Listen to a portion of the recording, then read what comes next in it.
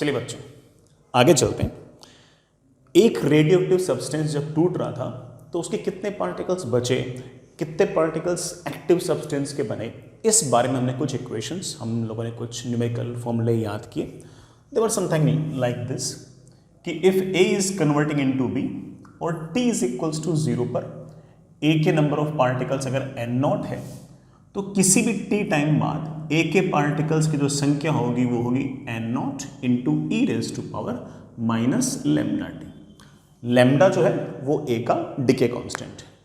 इसी को हमने एक तरह से और याद किया, that is n not upon 2 raise to power n. N है हाफ लाइफ की संख्या, एक हाफ लाइफ हो तो एन को 1 रख दो, अगर टाइम 2 हाफ लाइफ के बराबर हो तो एन को 2 रख दो, अगर टाइम 3 हाफ लाइफ के बराबर हो तो एन को 3 रख दो। इसको हम इस तरह से भी लिख सकते हैं कि that is n not upon 2 raise to power n को अपन लिख सकते हैं टी अपॉन टी हाफ, जितना टाइम, जिस टाइम पर हमसे नंबर ऑफ पार्टिकल्स पूछे डिवाइड बाई आपकी हाफ लाइफ। और कई बुक्स में बड़ा हाफ लाइफ को कैपिटल टी से भी लिखा रहता है, तो आप इसको ऐसे भी लिख सकते हो n not upon 2 raise to power जिस टाइम पर पूछा है डिवाइड बाई टी हाफ। ठीक, ये आपका नंबर ऑफ पार्टिकल्स ऑफ ए की कहानी है। जो नंबर ऑफ पार्टिकल्स की कहानी है मोर और लेस वही कहानी उसके मास की भी है। किसी भी टाइम पर मैं कहूं कि बेटा मान लीजिए कि शुरुआत में अगर ए का मास अगर एम नॉट था, तो अगर ए बार बार टूटकर बी में कन्वर्ट हो रहा है तो किसी भी टाइम पर इसका जो मास होगा उसे आप लिख सकते हो initial mass into E raise to power minus lambda t, या फिर m nought upon 2 raise to power n. N क्या है? हाफ लाइफ की संख्या। 5 हाफ लाइफ के बाद कितना मास बचेगा तो एन को 5 रख दो।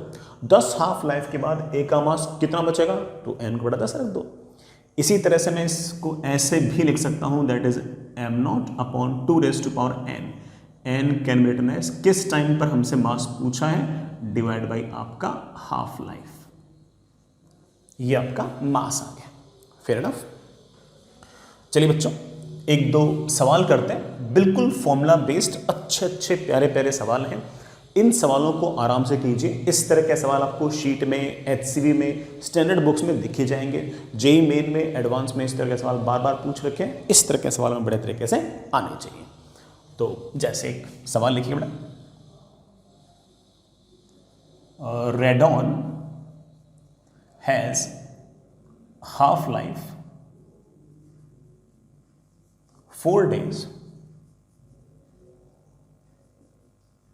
then find after how much time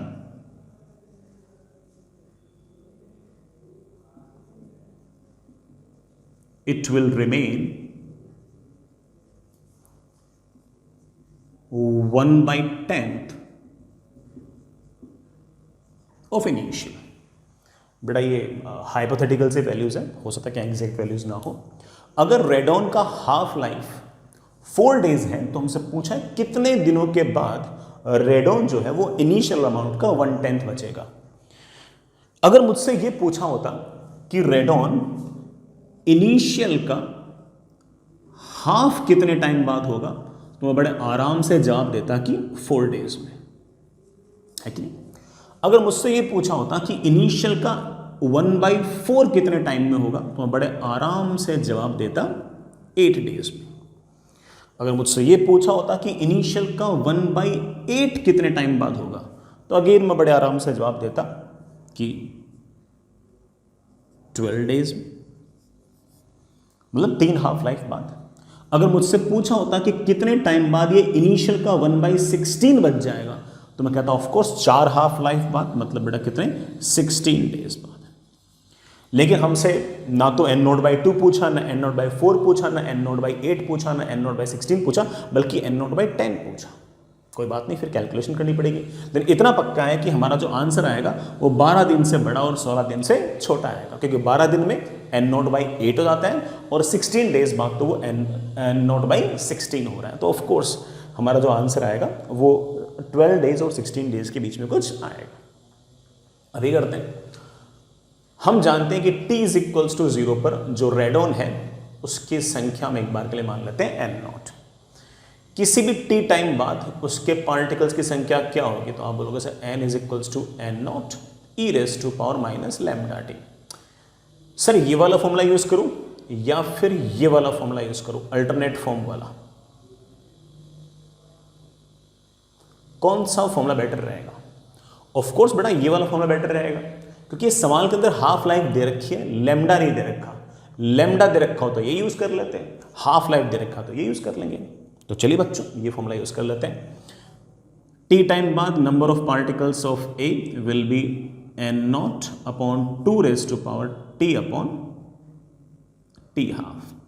कितने पार्टिकल्स चाहिए आपको? अगर सर इनिशियल डिवाइड बाई कितने, 10 ना, इनिशियल का 1/10, 1/10 बचा, 9/10 तो डिसोसिएट हो गया, that is equals to N not upon 2 raise to power t upon t half. N nought cancel हो गया, 2 की power t upon t half is equals to 10। हमारे पास बड़ा ही आ, ठीक है। हम बड़े आराम से इसको ऐसे लिख सकते हैं कि दोनों साइड्स का बड़ा अगर मैं लॉग लूं तो मैं बड़े आराम से लिख सकता हूं कि t upon t half of ln2 is ln10। इससे हमारे पास आंसर आ गया t is equals to t half times ln10 upon ln2। ये बड़ा हमारा आंसर है। वैसे अगर आप ऐसे सवालों के अगर किसी भी बुक वगैरह में अगर सॉल्यूशंस वगैरह देखते हो तो उसमें ln की जगह बड़ा बाकी लोग भी लिखे रहते हैं, मतलब नेचुरल लॉग ले लो या बड़ा कोई और लॉग ले लो, एक ही बात है, क्योंकि वो दोनों जो लॉग हो गए वो कैंसिल हो जाते हैं, इसलिए कोई इतना फर्क नहीं पड़ता है ना। रेशियो एग्जैक्टली वही आता है, चाहे लॉग की बेस e हो चाहे लॉग का बेस 10 हो। मैं एक बार इनकी वैल्यूज ऑफ कोर्स सवाल के अंदर दे रखी होनी चाहिए, मैं एक बार इनके लिए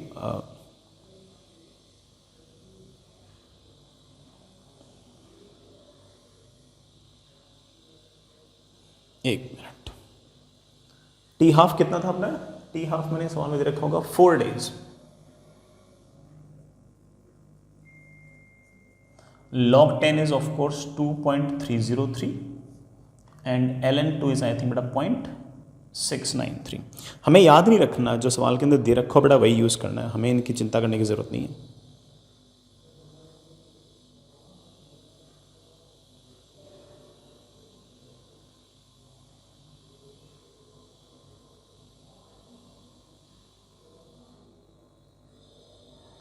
बेटा देखना इसको सॉल्व करना, 4 इंटू 2.303 डिवाइडेड बाई 0.693 कितना आ गया? 13.29 डेज आ गया बेटा, 13.29 डेज। ये बेटा आपका अच्छा सा आंसर आ गया।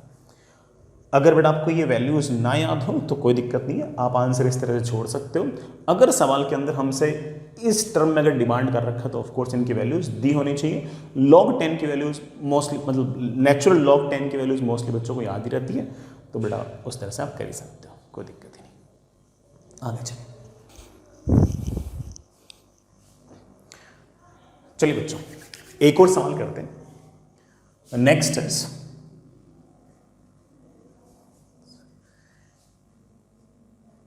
in 5 seconds 1 gram of radioactive substance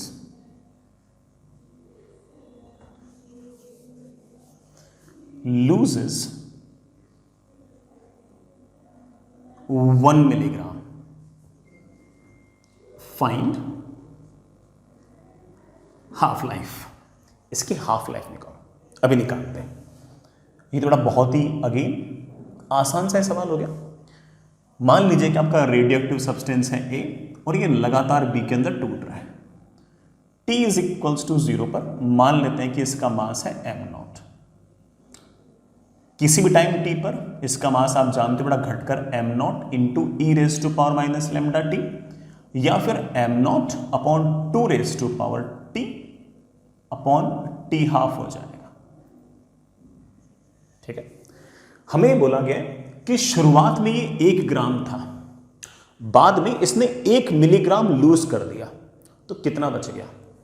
of course शुरुआत का जो मास है वो आपका 1 ग्राम है, बाद में इसने 1 मिलीग्राम लूज कर दिया। 1 मिलीग्राम लूज कर दिया मतलब 1/1000 ऑफ ग्राम को लूज कर दिया। तो आप कह सकते हो कि बाद में मास हो गया है 1 gram minus, I think it is 0.999 gram. इतना मास बच गया इसका। बाकी बेटा मास किस में कन्वर्ट हो गया? किसी भी स्टेबल में कन्वर्ट हो गया होगा। हमें उससे क्या लेना देना? हमें तो इस बात से लेना देना है कि ये टूटा है। अच्छा, इनिशियल मास पता है, बाद का मास पता है, हाफ लाइफ पूछिए, लैम्डा नहीं पूछा। लैम्डा पूछा होता ये वाला फॉर्मूला यूज करते हैं, हाफ लाइफ पूछा है तो ये वाला फॉर्मूला यूज कर लेंगे, आराम से कर लेंगे। चलिए बेटा, m is equals to m0 upon 2 time upon half life. Initial mass कितना है बच्चों? 1 ग्राम। बाद का मास कितना है? 0.999 ग्राम्स अपॉन 2 टाइम, कितना time? 5 second, upon half life. Gram से बड़ा आपका ग्राम कैंसिल हो गया। आप कह सकते हो कि 2/5 upon half life is basically 1000 upon 999। आगे तो मैथमेटिक्स है, you know it very well कि कैसे इस बात को हैंडल करते हैं। दोनों तरफ लॉग ले लीजिए। मैंने दोनों तरफ लॉग लिया तो 5 अपॉन हाफ लाइफ, मैं तो बेटा नेचुरल लॉग ही लेता हूं, ठीक है, is equals to ln 1000 upon 999। मेरे पास 5 अपॉन हाफ लाइफ आ गया, ln 1000 minus ln 999 upon ln 2, और आपके पास हाफ लाइफ की वैल्यू आ गई। बड़ा 5 तो सेकंड्स था, तो आप लिख सकते हो 5 times ln 2 upon ln 1000 minus ln 999। बेटा इन सब की वैल्यूज ऑफ कोर्स सवाल के अंदर दे रखी होगी। ln 2 हमें जरूर याद है बेटा, that is 5 into of course बेटा कितना था? 0.693।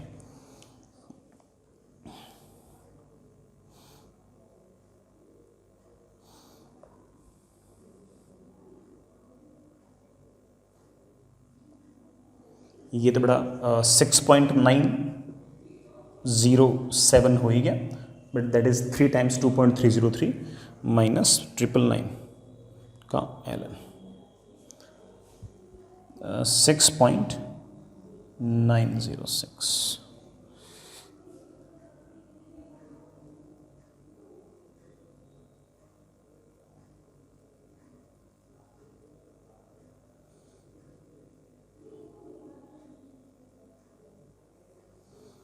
बड़ा हमारे पास आ जाएगा आंसर 5 इंटू 0.693 डिवाइडेड बाई, बड़ा इनको अगर माइनस किया तो 0.001, बड़ा 3465 ऑफ कोर्स सेकेंड्स, ये अपना आंसर आ गया। दैट इज 3465 सेकेंड्स, ये हमारा आंसर है। बढ़िया सा आंसर है। आगे चलते हैं। चलिए बेटा एक सवाल और करते हैं। लिखिए बेटा, a radioactive substance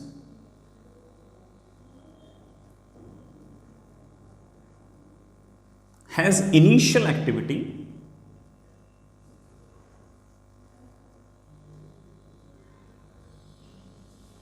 of 5000 dps। 5000 dps तो इनिशियल है। After 5 minutes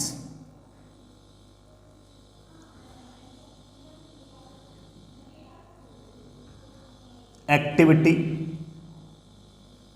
becomes 4000 dps. Find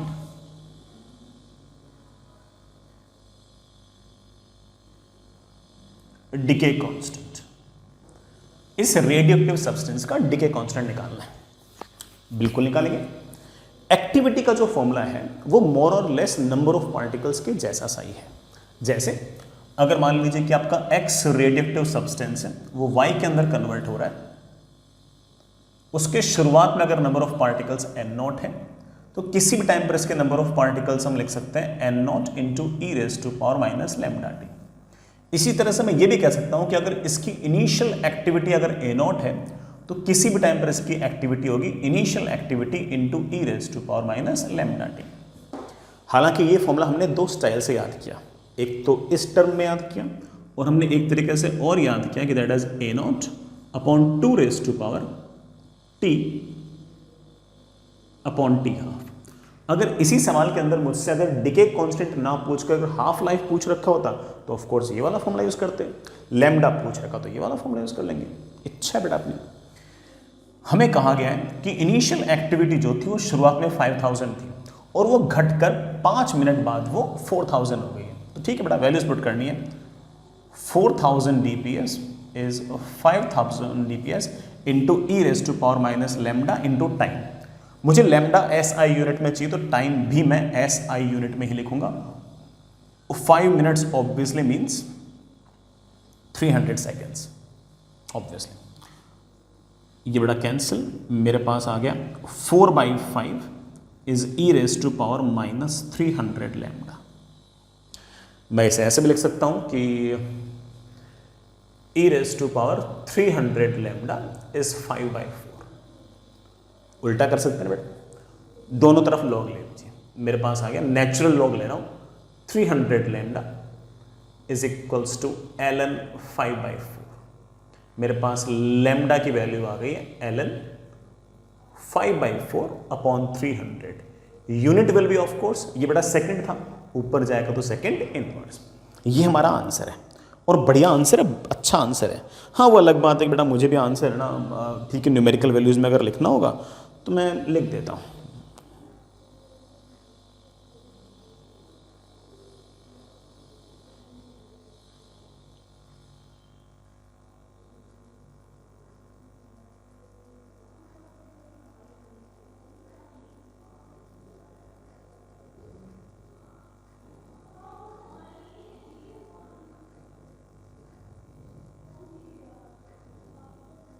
five बड़ा बड़ा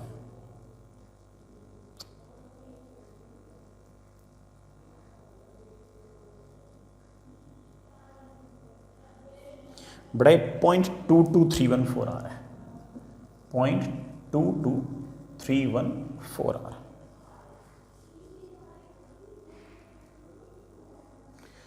और ये आपके पास 0.001237438 सेकेंड इनवर्स आ रहा है. ये आपका बेटा लैम्डा आ रहा है. ये आपका लैम्डा आ रहा है. Fair enough. अब अगर एक बार लैम्डा आ गया उसके बाद कोई मुझसे पूछ ले कि बताइए कि एवरेज लाइफ क्या होगी, तो मैं बड़े आराम से बोल दूंगा कि average life is simply 1/λ. Values रख तो बेटा आंसर आ जाएगा. कोई मुझसे पूछ ले कि सर हाफ लाइफ क्या होगी, जब लैम्डा आ गया तो बोल दूंगा कि that is 0.693 upon lambda. Lambda रख देंगे, आंसर आ जाएगा. तो हाफ लाइफ वगैरह हम ऐसे ही बड़े आराम से निकाल सकते हैं. लेकिन अगर सवाल के अंदर शुरुआत में पूछा हो कि हाफ लाइफ कैसे निकालनी है तो ऐसा नहीं कि हम पहले लैम्डा निकालेंगे और फिर हाफ लाइफ निकालेंगे. अगर सवाल में मुझसे ये पूछा होता कि हाफ लाइफ क्या आएगी, शुरुआत में पूछा होता, लैम्डा पूछा ही ना होता, तो उस केस में हम ये वाला फॉर्मूला यूज ही नहीं करते. उस केस में हम ये वाला फॉर्मूला यूज करते. तो कैसे कर लो बेटा, आपके आंसर्स तो सेम ही आएंगे. लेकिन ऑफ कोर्स ये दिमाग में तुम सेट कर लिया करो कि हाफ लाइफ वाला फॉर्मूला कब यूज करना है और लैम्डा वाला फॉर्मूला कब यूज करना है. लैम्डा पूछ रखा हो तो ये वाला फॉर्मूला यूज कीजिए, हाफ लाइफ पूछा होता तो ये वाला फॉर्मूला यूज कीजिए. बिल्कुल क्लियर सा फंडा है. चाहे वो नंबर ऑफ पार्टिकल्स की बात हो, चाहे एक्टिविटी की बात हो, चाहे मास की बात हो, हर बार आप इस तरह से बड़े आराम से काम निपटा सकते हैं. जैसे अगर मैंने आपसे पूछा ही ना होता कि फाइंड डिके कांस्टेंट और मैंने आपसे सिर्फ ये पूछा होता कि बताइए फाइंड हाफ लाइफ, तो हम इतने बेवकूफ़ थोड़ी कि पहले लैम्डा निकालेंगे और फिर 0.693 अपॉन लैम्डा करके फिर हाफ लाइफ निकालेंगे। नहीं नहीं, हम बिल्कुल नहीं करते ऐसा। फिर हम क्या करते हैं, हम alternate form of decay use करते हैं कि डिके का जो फॉर्मूला है तो उसकी अल्टरनेट फॉर्म क्या है। उसकी अल्टरनेट फॉर्म ये है कि किसी भी टाइम पर activity will be initial activity upon 2 raise to power number of half lives. Number of half lives of course t upon t half, t upon half life. Activity अभी कितनी है 4000, शुरुआत में कितनी थी 5000 अपॉन 2, कितना टाइम बड़ा, कितना 5 minute. 5 minute is of course 300 seconds upon half life. अब मैंने इसको सेकंड में लिख दिया तो ऑफ कोर्स आपका हाफ लाइफ भी सेकंड्स में आता। अगर मैं इसको 5 मिनट लिखता तो आपका हाफ लाइफ भी मिनट्स में ही आता। ठीक है, ये आपका 5000 बड़ा cancel, 2 upon 300 upon half life is basically 5/4। दोनों तरफ लॉग ले लीजिए, मेरे पास आ गया 300 upon half life ln2 is ln 5/4, ln 5/4 is of course ln 1.25। मेरे पास हाफ लाइफ का आंसर आ गया 300, ऑफ कोर्स बड़ा सेकंड्स था, ln2 अपॉन ln 1.25। ये अपना आंसर है, ये अपना आंसर।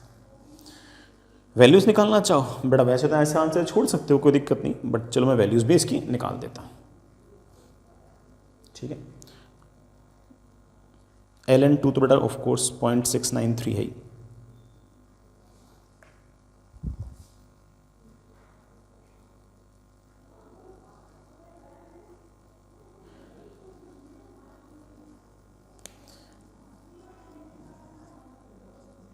पॉइंट 693 और बेटा ये 0.22314।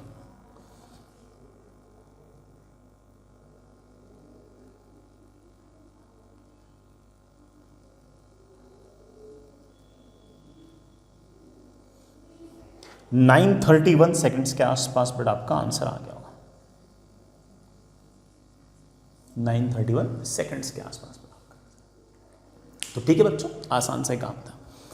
अच्छा, इस तरह के सवालों में एक बार चेक कर लिया करो इतनी सारी कैलकुलेशन करने से पहले कि कहीं ऐसा तो नहीं है कि यहाँ पर 5000 लिखा हो और यहाँ पर 4000 की जगह 2500 लिखा हो। क्योंकि अगर शुरुआत में एक्टिविटी 5000 थी और बाद में बेटा उसकी जस्ट हाफ हो गई है, तो ये जो 5 मिनट है यही आपकी हाफ लाइफ हो गई है कि नहीं। अगर मान लो कि यहाँ पर 5000 लिखा हो और यहाँ पर 5000/4 लिखा हो, तो समझ जाना कि एक्टिविटी जो है वो इनिशियल की 1/4 हो गई है। इनिशियल की 1/4 होने तो 2 हाफ लाइफ लग जाएंगी, तो ये वाला जो टाइम है it will B 2 times half life, और ऐसे केस में आपका हाफ लाइफ सीधा आ जाएगा 5/2 मिनट्स। अगर मान लो कि यहाँ पर 5000/8 लिखा होता तो हम समझ जाते कि इनिशियल एक्टिविटी का 1/8 हो गया, इसका मतलब 3 हाफ लाइफ गुजर चुकी हैं। इसका मतलब 5 मिनट्स जो है वो एक्चुअली 3 हाफ लाइफ के बराबर होने चाहिए। तो उस केस में आपका आंसर आता है कि half life is simply 5/3 minutes. तो ऐसे चेक कर लिया कि कहीं ऐसा तो नहीं कि जो एक्टिविटी है वो इनिशियल की हाफ या 1/4 या 1/8 या 1/16 है। अगर 1/8, 1/16, 1/32 ऐसे अगर आपकी एक्टिविटी या नंबर ऑफ पार्टिकल्स हो गए तो आपको पूरा पूरा सवाल करने की ज़रूरत भी नहीं है, आप सीधे ऐसे ऑलरेडी भी निपटा सकते हो, जैसे हमने पहले के सवालों में कर भी रखा है। ये सवाल तो सिर्फ सॉल्व कब करने पड़ते हैं, सिर्फ तभी करने पड़ते हैं जब वैल्यूज़ इस तरह की हो जिसके अंदर आपको लॉग वगैरह लेना पड़े। अदरवाइज तो आप ऐसे भी सारा का सारा काम निपटा सकते हो। ठीक है बच्चों, आगे चलते हैं बेटा। नेक्स्ट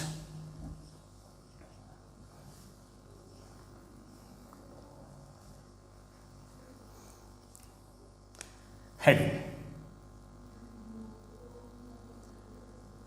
इसमें एक प्रोबेबिलिटी का सवाल और बनता है, सुनिएगा। जैसे मान लीजिए कि आपके पास कोई रेडियोएक्टिव सब्सटेंस है ए जो लगातार बी के अंदर टूट रहा है, और इस रेडियोएक्टिविटी का जो डिके कांस्टेंट है वो लैम्डा है। t इज इक्वल्स टू 0 पर a के जो पार्टिकल्स है उसकी संख्या n0 है और b के पार्टिकल्स की संख्या 0 है। मान लेते हैं कि शुरुआत के अंदर आपका जो भी सब्सटेंस है उसमें जितने भी न्यूक्लियस हैं वो सारे के सारे a के ही हैं, जितने भी न्यूक्लियस हैं वो सारे के सारे a के हैं, है कि नहीं। अब टूटेंगे ये, अब टूटेंगे बेटा, और ये टूट कर किस में कन्वर्ट होंगे, बी में कन्वर्ट होंगे। ए लगातार टूटता जाएगा और बार बार टूट कर बी के अंदर कन्वर्ट होता जाएगा। ठीक है, ये हमारी एक्सपेक्टेशन है। अब जैसे कोई मुझसे ये पूछ ले कि सर ये बात तो तय है कि इनमें से रैंडमली मैं एक न्यूक्लियस चूज करूं तो ये वाला न्यूक्लियस जो है ना ये कभी ना कभी शुरुआत से लेकर इनफाइनाइट टाइम तक कभी ना कभी टूटेगा तो सही, लेकिन सर ये वाला जो एलिमेंट है ये किस टाइम पर टूटेगा हम बता सकते हैं क्या? नहीं, मैंने आपको पहले भी कह रखा है कि it's just a matter of chance कि कौन सा न्यूक्लियस टूटता है, कौन सा न्यूक्लियस टूटकर ए से बी में कन्वर्ट होता है, ये जस्ट मैटर ऑफ चांस है, कोई सा भी टूट सकता है। तो हमसे कोई ये पूछ सकते हैं कि ना किसी भी टी टाइम तक किसी भी न्यूक्लियस के टूटने की संभावना क्या है, किसी भी न्यूक्लियस के टूटने की या टूटकर बी में कन्वर्ट होने की प्रोबेबिलिटी क्या है। जैसे कोई अगर मुझसे पूछ ले कि सर 0 से लेकर एक हाफ लाइफ के अंदर इस न्यूक्लियस के टूटने की पॉसिबिलिटी कितनी है, तो मैं सिंपल शब्दों में कहूंगा कि देख भाई, जब टाइम 0 था तो सारे के सारे पार्टिकल आपके ए थे।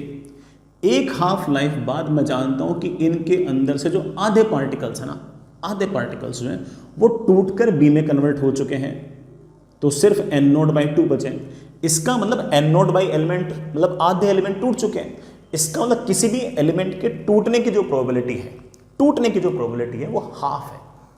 टूटने की जो प्रोबेबिलिटी कितनी है, हाफ। n0 में से n0/2 बचे हैं और n0/2 टूट चुके हैं, तो ऑफ कोर्स हाफ प्रोबेबिलिटी है किसी के भी टूटने की। तो मैं एक छोटे से ऐसे बात बताना चाह रहा हूं कि जैसे यहां पर बेटा मैं एक बार के लिए टाइम लिखूंगा, यहां पर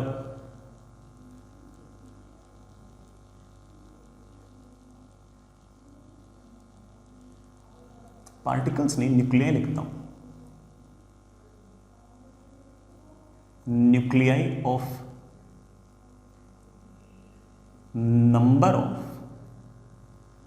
active nuclei of A,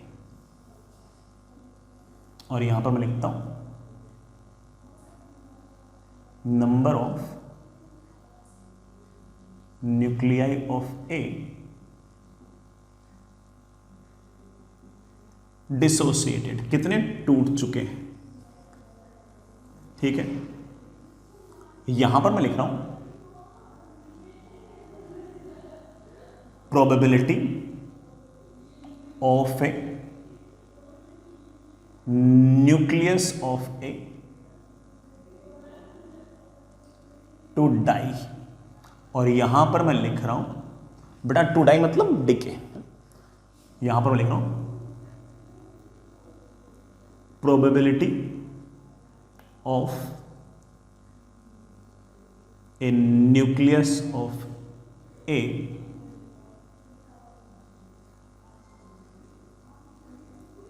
to stay alive. ठीक, अब देखना, बिल्कुल जब शुरुआत में टाइम 0 था तो ए के पार्टिकल्स n0 थे, सारे के सारे पार्टिकल जो वो जिंदा है, एक भी पार्टिकल अभी तक टूटा नहीं है। एक भी पार्टिकल नहीं टूटा है तो किसी भी पार्टिकल के टूटने की संभावना क्या है? आप बोले सर इस टाइम तक तो कोई पार्टिकल नहीं मरा है, इसका मतलब इस टाइम पर कोई पार्टिकल नहीं टूटा है, सारे के सारे जो पार्टिकल हैं वो अभी अलाइव है। सारे पार्टिकल अलाइव हैं तो इस टाइम पर किसी भी पार्टिकल के अलाइव होने की पॉसिबिलिटी क्या है? आप कह सकते हो 1। सर ये प्रोबेबिलिटी कैसे निकालेंगे? बेटा प्रोबेबिलिटी ऐसे निकालेंगे कि कितने, अगर मान लो कि कितने पार्टिकल मर गए हैं, कितने पार्टिकल डिके हो गए हैं, इसकी प्रोबेबिलिटी निकालनी है तो ऊपर लिख देना कि कितने पार्टिकल डिके हुए हैं divide by total number of कितने पार्टिकल है। अगर आपको ये पता लगाना है कि कोई न्यूक्लियस के अलाइव रहने की, कोई न्यूक्लियस के एक्टिव रहने की कितनी प्रोबेबिलिटी है, तो आप लिख देना कि it is a ratio of number of active nuclei divide by आपके कितने पार्टिकल्स एक्चुअली हैं शुरुआत में थे। अब जैसे ही आपकी एक हाफ लाइफ आई, जैसे आपका टाइम एक हाफ लाइफ हुआ, मैं जानता हूं कि number of active nuclei of course n nought by 2 हो जाएंगे और बाकी n nought by 2 of course टूट जाएंगे। मैं आपसे पूछूं कि किसी भी पार्टिकल के टूटने की संभावना कितनी है, तो आप बोलोगे सर शुरुआत में अगर मान लो 50 न्यूक्लियस थे, सॉरी 100 न्यूक्लियस थे, तो एक हाफ लाइफ बाद 50 टूट गए। तो अगर कोई मुझसे पूछे कि किसी भी न्यूक्लियस के टूटने की संभावना कितनी है, तो आप बोलोगे सर एन नॉट बाई 2 टूट गए हैं, टोटल कितने थे एन नॉट, तो ऑफ कोर्स पॉसिबिलिटी है हाफ या 0.5।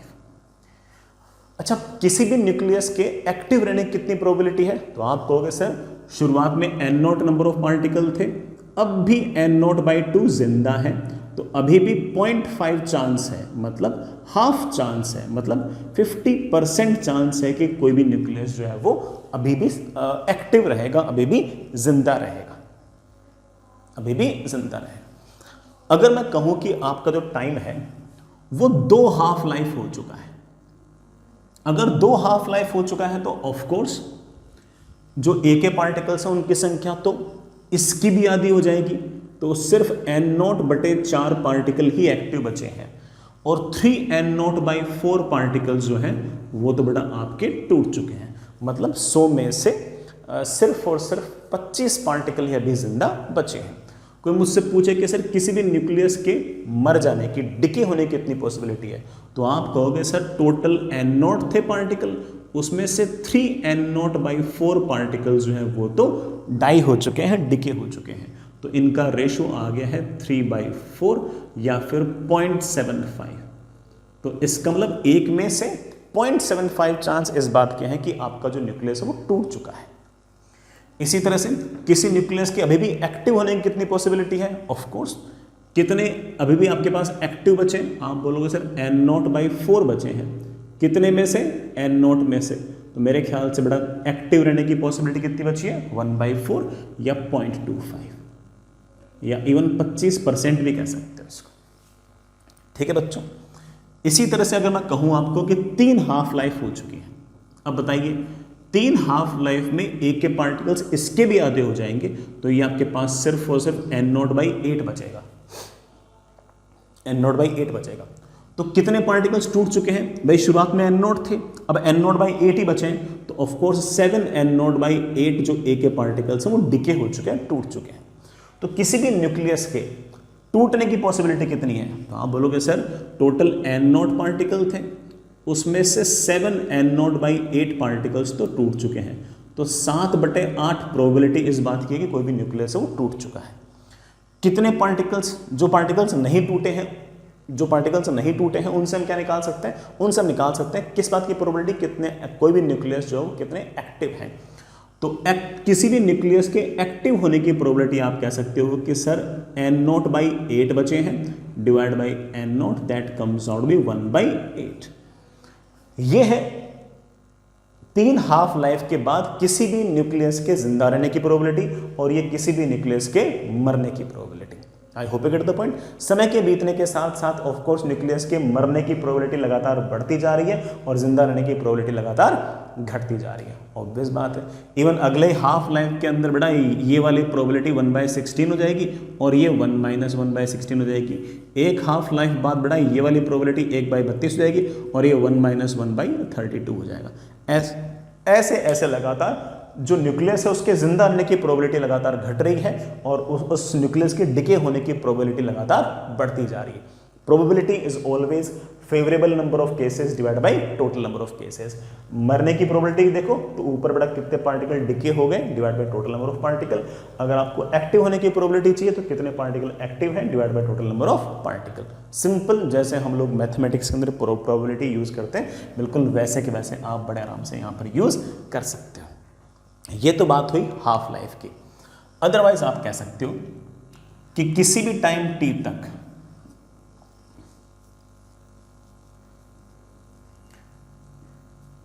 Probability of nucleus to stay active, किसी भी टाइम t तक किसी भी न्यूक्लियस के एक्टिव होने की, एक्टिव रहने की क्या प्रोबेबिलिटी है?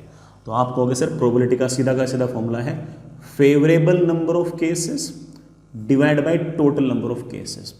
हम जानते हैं कि हमारा जो A है उसके टोटल नंबर ऑफ न्यूक्लियस की संख्या तो है n0, और उसमें से किसी भी t टाइम बाद जो एक्टिव है उनकी संख्या हम जानते हैं n0 e raise to power minus lambda t। आपका n0 कैंसिल हो गया और आप कह सकते हैं कि मेरे पास आ गया that is e raise to power minus lambda t। आप देख पा रहे हैं किसी भी न्यूक्लियस की जिंदा रहने की, एक्टिव रहने की जो प्रोबेबिलिटी है वो लगातार इस तरह से एक्सपोनेंशियली डिक्रीज हो रही है। अगर आपको बेटा ये लैम्डा वाला फॉर्मूला पसंद ना हो तो आप कह सकते हो कि सर इस फॉर्मूले को मैंने ऐसे भी सीख रखा था कि ये जो नंबर ऑफ पार्टिकल्स हैं इसको हम लिख सकते हैं n0 upon 2 raise to power n, n can be written as t upon t, n0 cancel, इसी को हम लिख सकते हैं 1 upon 2 upon t half. Again बेटा आपके पास दो फॉर्मूले आ गए, एक लैम्डा के टर्म में और एक ऑफ कोर्स t हाफ के टर्म्स में। तो किसी भी न्यूक्लियस के एक्टिव रहने की जो प्रोबेबिलिटी है वो आपके पास ये आ गई है। अच्छा, किसी भी न्यूक्लियस के टूटने की या डाई होने की या डिके होने की प्रोबेबिलिटी क्या होगी? 1 में इसको माइनस कर दो बेटा वो भी आ जाएगा। तो आप ये भी कह सकते हो कि कोई हमसे ये पूछ ले probability of a nucleus to decay, तो हम कहेंगे कि कितने न्यूक्लियस डिके हुए हैं उनकी संख्या डिवाइड बाय कितने न्यूक्लियस हैं। कितने न्यूक्लियस डिके हुए हैं? आप बोलोगे सर शुरुआत में n0 थे, अब n बचे हैं, तो कितने डिके हो गए? n0 minus n upon n0। इसको मैंने लिखा तो बड़ा हमारे पास हम बड़े आराम से कह सकते हैं कि ये वाली प्रोबेबिलिटी आ गई। p लिख दूं मैं इसको, n0 minus n0 e raise to power minus lambda t upon n0 that is 1 minus e raise to power minus lambda t। ये इसकी प्रोबेबिलिटी है। या फिर 1 minus 1 upon 2 raise to power t upon t। ये probabilities है, ये टूटने की और ये बेटा उसके और एक्टिव रहने की प्रोबेबिलिटीज है। तो प्रोबेबिलिटी का कोई सवाल आए तो ऐसे दिमाग के अंदर कोई खास कचरा पालना ही नहीं है, किसे पता नहीं क्या ही पूछ लिया क्या ही दे दिया, ऐसा कोई मामला है ही नहीं। अब तो सिंपल तरीके से सवाल करो कि probability is simply favourable number of cases upon total number of cases. अगर मान लो कि एक्टिव रहने की प्रोबेबिलिटी पूछे तो एक्टिव नंबर ऑफ न्यूक्लियाई उस टाइम तक divide by total number of nuclei. मान लो कि मरने की प्रोबेबिलिटी पूछे तो देख लो बेटा उस टाइम तक कितने नंबर ऑफ पार्टिकल मरे हैं divide by total number of particles. इतना सा काम करना है, जैसे हम सिंपल मैथमेटिक्स में काम करते हैं मोर और लेस वैसा ही काम हमें यहाँ भी करना है। कोई नया हमें यहाँ पर रायता नहीं फैलाना है। ठीक है, आगे चलते हैं। चलिए बच्चों एक एग्जाम्पल करते हैं, अच्छा सा एग्जाम्पल है और थोड़ा सा जो हमने काफ़ी फॉर्मूले बेस्ड जिस तरह के एग्जाम्पल किए थे उनसे डिफरेंट है। इस तरह के सवाल आप बड़े आराम से खास तौर से IIT एडवांस के अंदर तो एक्सपेक्ट कर ही सकते हो, और JEE मेन का पेपर भी अगर हल्का सा भी टफ होता है तो इस तरह के पेपर तो इस तरह के सवाल तो आ ही सकते हैं। तो चलिए सुनिए, सवाल ऐसे है बेटा, मान लीजिए कि ये कोई फैक्ट्री है जो लगातार कोई रेडियो एक्टिव सब्सटेंस बना रही है और ये रेडियो एक्टिव सब्सटेंस लगातार ऑफ कोर्स डिके हो रहा है। ठीक है, ये जो A है जैसे मैंने आपको कहा कि ये तो आपका रेडियो एक्टिव सब्सटेंस है, ये लगातार टूट टूट कर B के अंदर कन्वर्ट हो रहा है। B जो है ये आपका स्टेबल है। A का जो डिके कांस्टेंट है वो लैम्डा है। तो इसका मतलब ये हो गया कि A बन भी रहा है और टूट भी रहा है। A का बनना डिपेंड करेगा ऑफ कोर्स फैक्ट्री पे कि फैक्ट्री किस रेट से लगातार A को बना रही है, और A लगातार टूट रहा है। ऑफ कोर्स A का टूटना किस पर डिपेंड करता है? A पर। हम जानते हैं कि A की एक्टिविटी या फिर A की टूटने की जो दर है, A के डिके होने की जो दर है वो A की संख्या के डायरेक्टली प्रोपोर्शनल है। ठीक है, सो मुझे ये बोल रखा है कि ये जो फैक्ट्री है ये लगातार एक को प्रोड्यूस कर रही है और इसके प्रोड्यूस करने की जो रेट है वो आर है। सर ये प्रोड्यूस करने की रेट आर है, इस बात का अर्थ क्या है बेटा? इस बात का ये अर्थ है कि फैक्ट्री लगातार हर second R number of particles of A लगातार बनाए जा रही है। हर सेकंड आर पार्टिकल्स बनाएगी बनाएगी बनाएगी बनाएगी बनाएगी बनाएगी, और जैसे जैसे ए बनता जाएगा ऑफ कोर्स वो टूटता भी जाएगा, और वो टूट कर किस में कन्वर्ट होगा? बी में कन्वर्ट होगा। तो ए बन भी रहा है और ए टूट भी रहा है। ए किसके कारण बन रहा है? फैक्ट्री बना रही है, होगा कोई प्रोसेस। मुझे थोड़ी उस प्रोसेस में इंटरेस्ट है, मुझे सिर्फ इस बात में इंटरेस्ट है कि ए जो है वो बन भी रहा है और टूट भी रहा है। स्टेट्स में इंटरेस्ट है, नंबर्स में इंटरेस्ट है एक बार हमारा, और किसी बात में इंटरेस्ट नहीं है। तो चलिए, हो सकता है कि बेटा आपको हल्का फुल्का ऐसे ना भूल जाओ तो इस बात को, तो इसको हम लिख भी लेते हैं। लिखना बेटा इस बात को, factory is manufacturing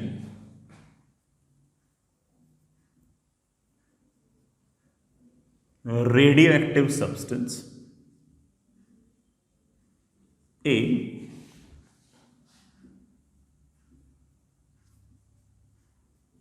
at a rate R। Rate R का मतलब समझिए, हर सेकंड लगातार R number of particles of A लगातार बनते जा रहे हैं। सिंपल। आगे लिखिए बेटा,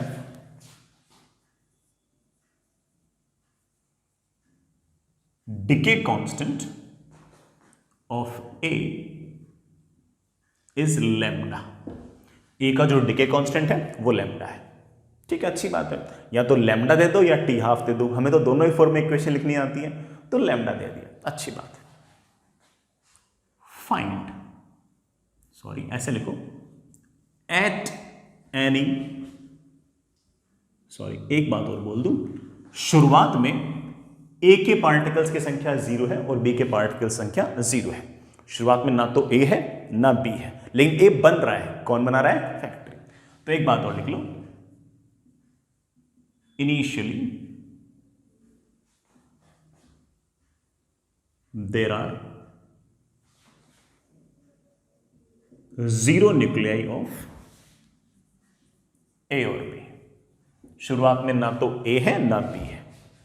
अब सवाल पूछा गया एट एनी टाइम टी,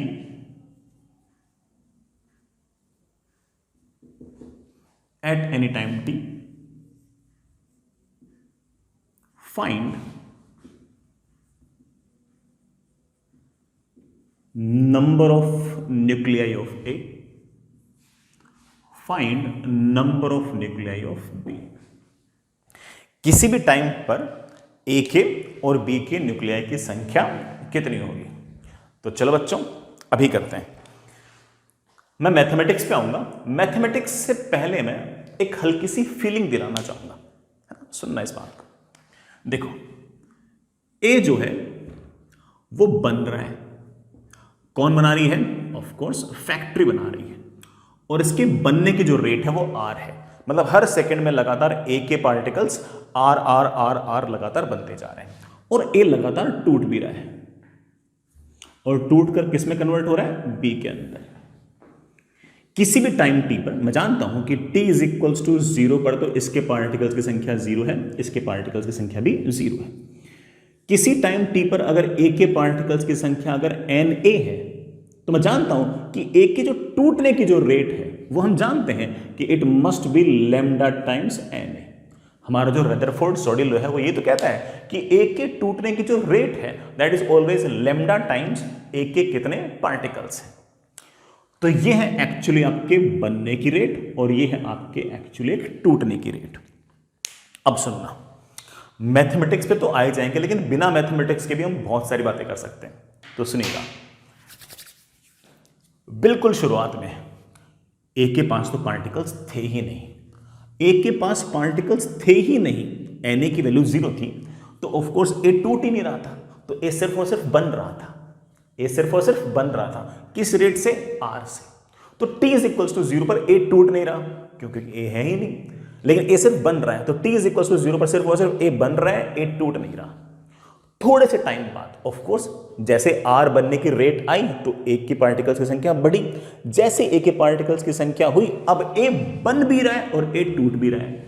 लेकिन शुरुआत में तो ए के पार्टिकल्स की संख्या बहुत कम होगी।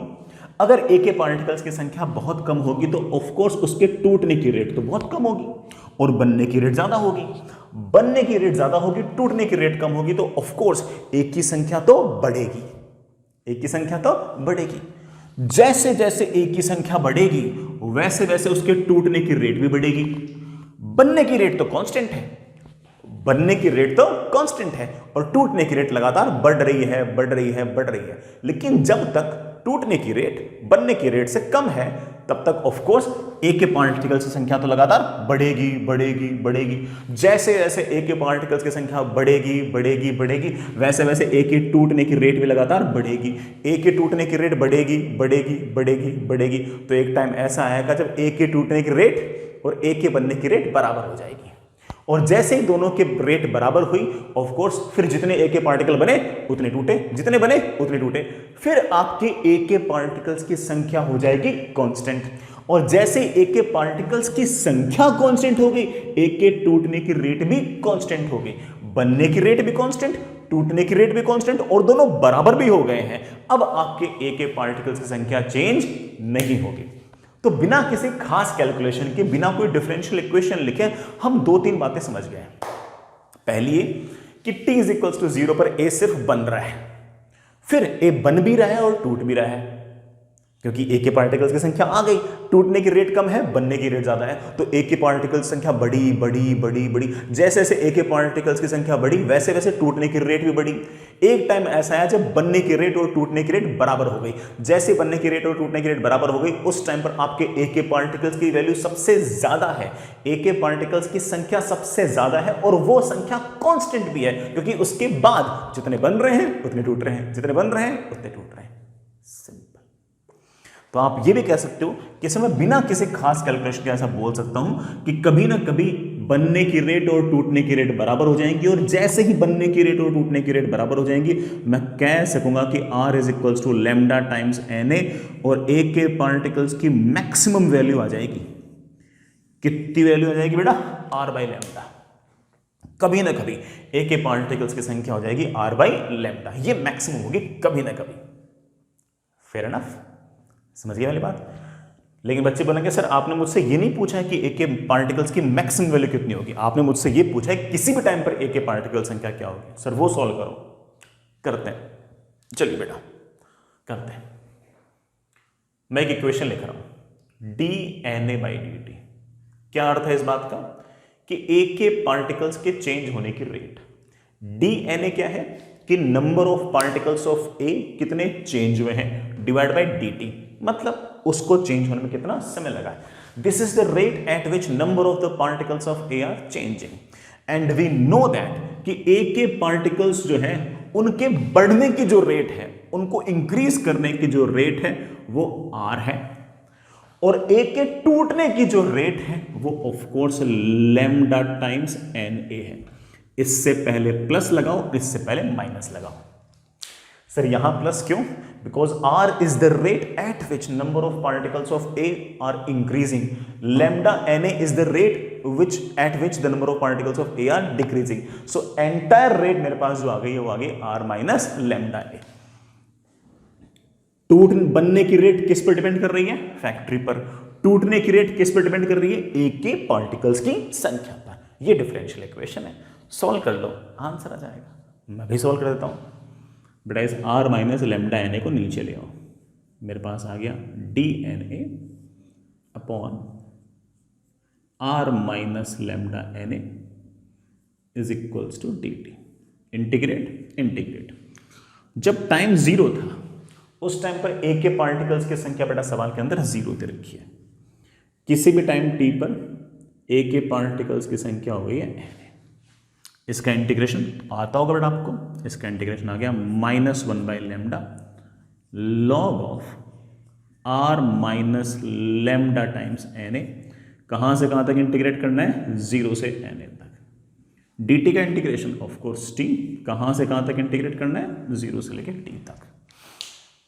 चलो बच्चों मैं यहाँ कहीं इक्वेशन सॉल्व कर दूँ। चलिए माइनस मेरे पास आ जाएगा लॉग ऑफ, बेटा एन ए को एन ए पुट करना, R minus lambda times N A को 0 पुट करना, minus log R, log A minus log B can be written as log A upon B, that is equals to minus lambda T. और यहां पर मेरे पास बड़े आराम से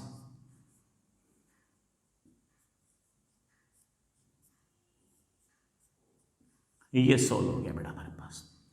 किसी भी टाइम पर नंबर ऑफ पार्टिकल्स ऑफ ए की वैल्यू आ गई है ई है। ये कोई ऐसा स्टैंडर्ड रिजल्ट नहीं है जो हमने अब तक याद किए थे वैसे याद कर लो, सवाल है, सवाल के रिजल्ट को थोड़ी याद कर लोगे, है कि नहीं बच्चों? सवाल के रिजल्ट को थोड़ी याद कर लेंगे, लेकिन ये हमारा आंसर आ गया, that is R by lambda 1 minus E raise to power minus lambda T. Even इसका ग्राफ भी हमें आना चाहिए, बड़ा चेक कर सकते हो। अगर आप इसमें t is equals to 0 put करोगे तो e रेज़ टू पावर 0 तो 1 होता है, 1 माइनस 1 इज ऑफ कोर्स 0, तो t इज इक्वल्स टू 0 पर a के पार्टिकल्स की संख्या 0 होनी चाहिए, सवाल में दे रखी थी। टाइम बहुत ज्यादा हो जाएगा, time tending toward infinity, e raise to power minus infinity 0, 1 minus 0 of course 1, उस टाइम पर a के पार्टिकल्स की संख्या बेटा कितनी हो जाएगी, r बाई लैम्डा। तो इसका मतलब काफी टाइम बाद आपके a के पार्टिकल्स की जो संख्या है वो r बाई लैम्डा हो जाएगी। ये हमने सोचो ओरली भी निकाला था कि a के पार्टिकल्स की संख्या फाइनली r बाई लैम्डा हो जाएगी और वही उसकी मैक्सिमम होगी। हालांकि मैंने सवाल में आपसे पूछा तो नहीं, बट मैं बना देता हूं। अगर कोई मुझसे पूछ ले कि सर a के पार्टिकल्स की संख्या अगर मैं t टाइम के साथ प्लॉट करना चाहूँ तो प्लॉट कर सकता हूँ क्या? हाँ बेटा, क्यों नहीं कर सकते? ये तो बहुत ही आसान सा 1 minus E raise to power minus X जैसा कर्व है। It will be like this, और आप कह सकते हो कि टाइम टेंडिंग टुवर्ड इन्फिनिटी पर a के पार्टिकल्स की संख्या r बाई लैम्डा हो जाए। बढ़िया सॉल्व कर दिया, अच्छा सॉल्व कर दिया, है ना? आगे चले। मैंने आगे आपसे पूछा है, अरे बेटा वो दूसरा सवाल मिट गया मेरे से, है ना? दूसरा सवाल मैंने आपसे पूछा था, find number of particles of B at any time T. किसी भी टाइम पर बी के पार्टिकल्स की संख्या भी बताओ। अभी बताएंगे, और मैं तो चाहता हूं कि आप लोग है ना डिफरेंशियल इक्वेशन लिखना सीखो। वो सीख गए तो आप कैसा भी सवाल कर सकते हो। तो मैं डिफरेंशियल इक्वेशन से सवाल करता हूं, हालांकि हो सकता है कि आंसर हम किसी और तरीके से भी लेके आए। सुनिएगा, D N B by D T. बेटा मान लेते हैं कि किसी भी टाइम पर ए के पार्टिकल्स की संख्या है एन ए, बी के पार्टिकल्स की संख्या है एन बी। मैंने लिख दिया D N B by D T. Mathematically इस बात का क्या अर्थ है? आप बोलो सर मैथमेटिकली इसका अर्थ है बी के पार्टिकल्स की संख्या के चेंज होने की रेट। आप बोलोगे सर बी तो लगातार बढ़ ही रहा है और बी टूट तो रहा ही नहीं है, बी तो सिर्फ बन रहा है, लेकिन बी का बनना किस पर डिपेंड करेगा? आप बोलो सर बी का बनना डिपेंड करेगा ए पर। जिस रेट से ए टूटेगा उस रेट से बी बनेगा। तो आप कह सकते हो कि बी के बनने की रेट है लैम्डा टाइम्स ए के कितने पार्टिकल है। लैम्डा टाइम्स ए के कितने पार्टिकल है। जिस रेट से ए टूटेगा उस रेट से बी बनेगा। सर यहां माइनस क्यों नहीं लगाया? अरे बेटा माइनस क्यों लगाऊंगा? अब बी टूट थोड़ी रहा है, बी तो बन रहा है, तो उसकी वैल्यू बढ़नी चाहिए, तो उसका डिफरेंशिएशन तो पॉजिटिव आना चाहिए। वैसे कहूं तो बेटा यही आंसर है, लेकिन हमें सॉल्व भी तो करना पड़ेगा, कर लेते हैं। मेरे पास आ गया डी एन बी, बेटा मैं सेकेंड पार्ट कर रहा हूं सवाल का, is equals to lambda times N A. बेटा लेमडा टाइम्स एन लिखूंगा तो लेमडा लेमडा तो cancel, R 1 minus E raise to power minus lambda T. मेरे पास आ गया है D N B is equals to R 1 minus E raise to power minus lambda T into D T का integration कर दो। Are तो बेटा कांस्टेंट था, मैंने बाहर निकाल दिया। जब टाइम 0 था तो बी के पार्टिकल्स की संख्या 0 थी। किसी भी टाइम टी पर हम मान लेते हैं कि बी के पार्टिकल्स की संख्या एन बी है। मुझे तो लगता है कि आसान सा इंटीग्रेशन है, चलो कर भी लेता हूं मैं। मेरे पास LHS तो एन बी आ गया, ये बेटा आर ठीक है। इसका इंटीग्रेशन बेटा क्या होगा, T minus E raise to power minus lambda T. बेटा टी का जो कोफिशिएंट होगा उससे डिवाइड करेंगे। टी का कोफिशिएंट है माइनस लेमडा बेटा माइनस लेमडा से डिवाइड किया तो ये आ गया। लेकिन लिमिट भी लगानी है, कहाँ से कहाँ तक, 0 से t। अभी लगाता हूँ, मेरे पास आ गया N B is equals to R, T को टी रखना बेटा, T plus E raise to power minus lambda T upon lambda minus, अब टी को 0 रखना, अब बेटा टी को 0 रखना, रखता हूं 0 plus E raise to power 0 को 1 होता है ना, अरे यहां पर मैं एक लैम्डा भूल गया। बी के पार्टिकल्स की संख्या आ गई, क्या आ गई, R T plus R by lambda e raise to power minus lambda T, अरे यहां लेमडा नहीं बेटा, e raise to power minus lambda T minus.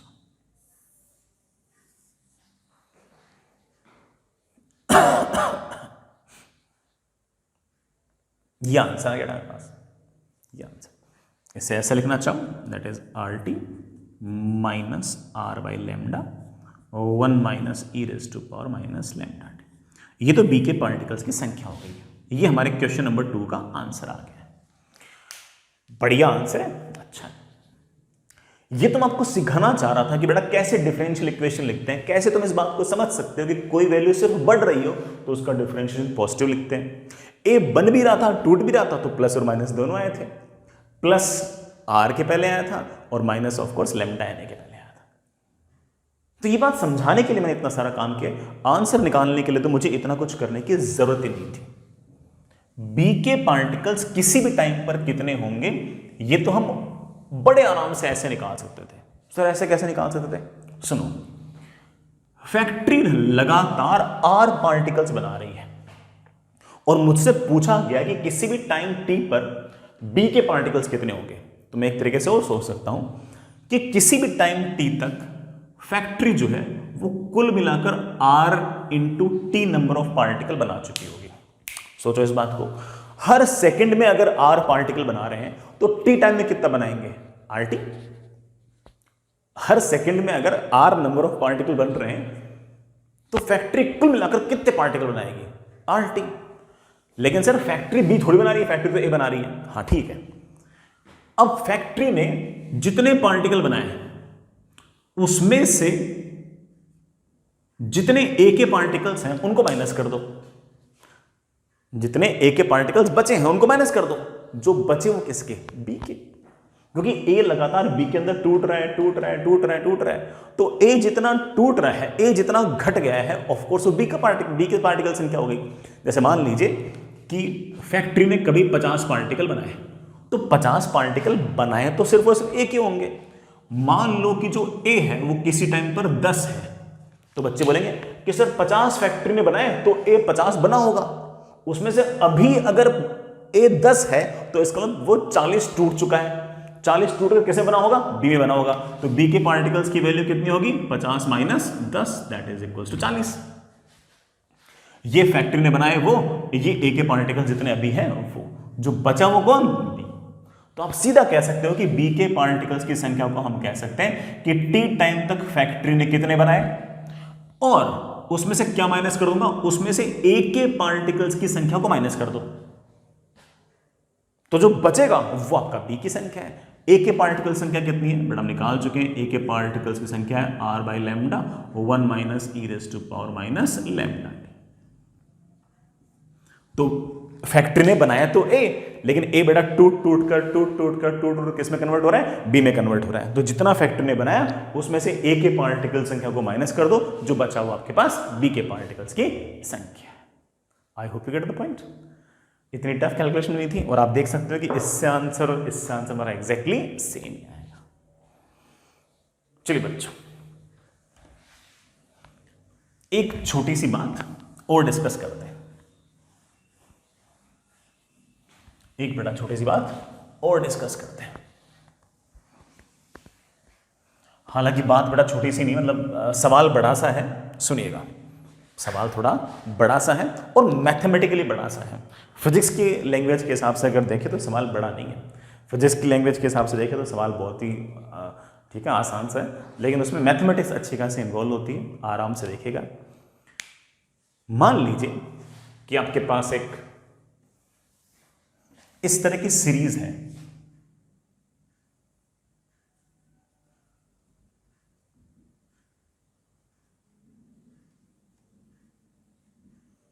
एक रेडियो एक्टिव सीरीज है कि ए एक रेडियो एक्टिव सब्सटेंस है जिसका डिके कांस्टेंट लैम्डा 1 है और वो बी में कन्वर्ट हो रहा है, और जो बी है वो खुद अनस्टेबल है, मतलब वो खुद रेडियो एक्टिव है, तो बी भी लगातार डिसोसिएट हो सकता है और सी में कन्वर्ट हो सकता है, और बी का जो डिके कांस्टेंट है वो लैम्डा 2 है,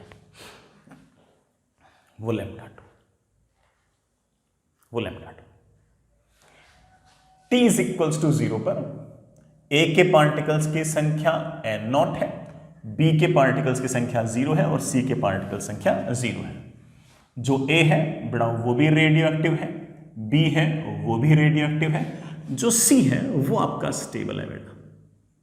तो इस बार रेडियो एक्टिव से स्टेबल के अंदर कन्वर्ट होने में बीच में एक इंटरमीडिएट प्रोसेस और आ गया, जिसके अंदर रेडियो एक्टिव से रेडियो एक्टिव और फिर रेडियो एक्टिव से स्टेबल, ऐसे बीच में एक स्टेप और आ गया। कोई बात नहीं, हम कर लेंगे, मैथमेटिक्स ही तो है, कौन सा कोई बड़ा बहुत कोई पहाड़ तोड़ना है अपन को, कर लेंगे, सब कर लेंगे अपन, सब कर लेंगे, है ना। चलिए, सवाल है at any time t find number of particles या number of nuclei of A, B and C. किसी भी टाइम t पर ए के पार्टिकल्स की संख्या कितनी है, बी के पार्टिकल्स की संख्या कितनी है और सी के पार्टिकल्स की संख्या कितनी है, ये हमारा सवाल है।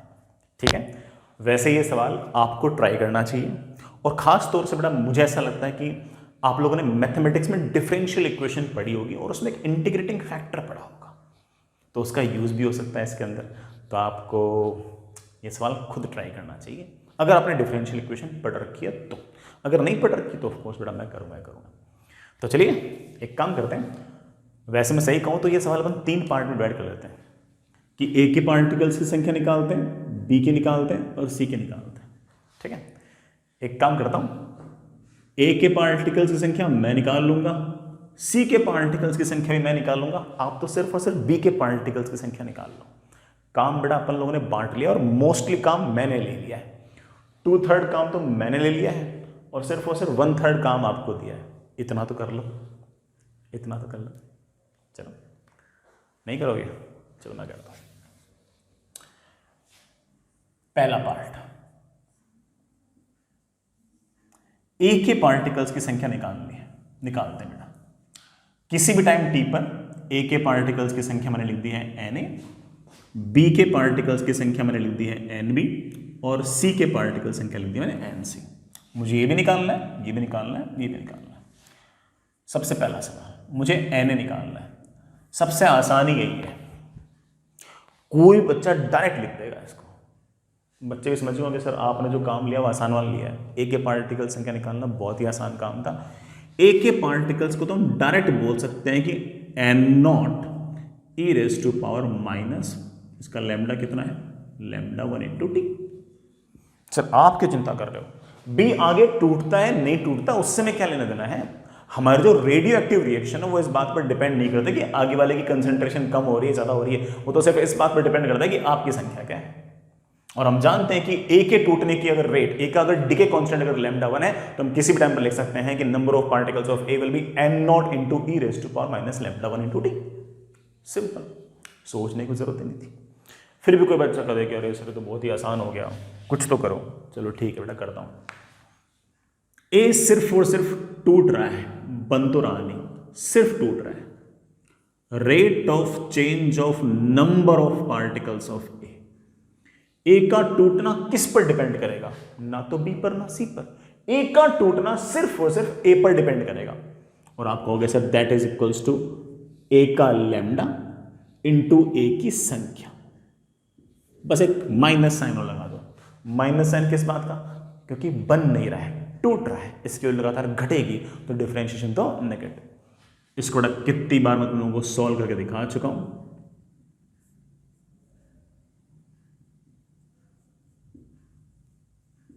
इंटीग्रेट जब टाइम 0 था तो ए के पार्टिकल संख्या n नॉट थी, किसी भी टाइम t पर ए के पार्टिकल संख्या n है।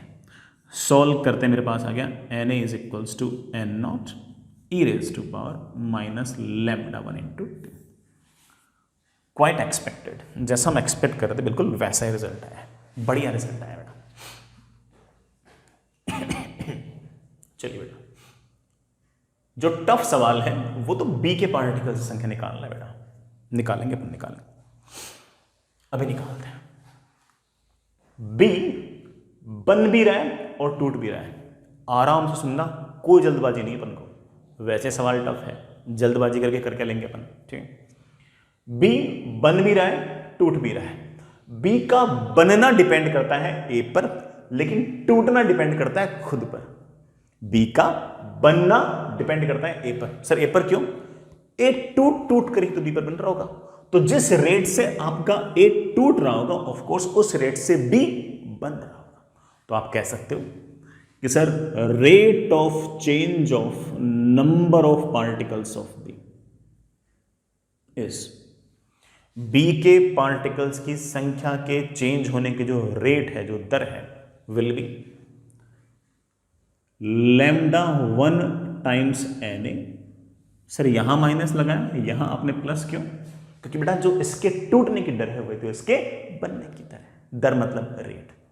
लेकिन आप बोलोगे सर बी टूट भी तो रहा है, हाँ बेटा टूट भी रहा है, और इसके टूटने की रेट है माइनस इसका खुद का लैम्डा है लैम्डा 2 इंटू किसी भी टाइम पर इसके खुद के पार्टिकल्स की संख्या, दैट इज लैम्डा। ये बड़ा इक्वेशन है मेरे पास, मैं इसमें लिख सकता हूं D N B by D T plus lambda 2 times N B is equals to lambda 1 times N A बेटा हम पहले से निकाल चुके हैं, N not E raise to power minus lambda 1। लो बच्चों ये इक्वेशन है, सॉल्व करो इसे, ये इक्वेशन है, सॉल्व कीजिए बेटा इसे। सर ऐसे डिफरेंशियल इक्वेशन हमसे सॉल्व हो जाएगी, बिल्कुल होनी चाहिए, ये आपके जेई के सिलेबस में है, ये बेटा आपके आईआईटी के सिलेबस में है। मैथमेटिक्स के अंदर डिफरेंशियल इक्वेशन नाम से अलग चैप्टर है, और हो सकता है कि उसमें बहुत ही स्टैंडर्ड टाइप ऑफ आपके पास इक्वेशन हो, शायद पहला दूसरा सवाल ही ऐसा हो, शायद पहला दूसरा सवाल ही ऐसा हो।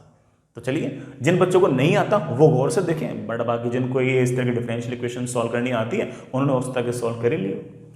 तो इस तरह की डिफरेंशियल इक्वेशन के लिए आपको पूरे के पूरे एक्सप्रेशन को एक इंटीग्रेटिंग फैक्टर से मल्टीप्लाई करना पड़ता है। बेटा ये सब बातें मैं सिर्फ और सिर्फ उन लोगों के लिए बोल रहा हूं जिन लोगों ने बेटा डिफरेंशियल इक्वेशन नहीं पढ़ी है, जिन लोगों ने पढ़ रखी बेटा वो तो इवन वीडियो आगे निकाल सकते हैं, कोई दिक्कत नहीं। इंटीग्रेटिंग फैक्टर, हाँ बेटा बोलना इंटीग्रेटिंग फैक्टर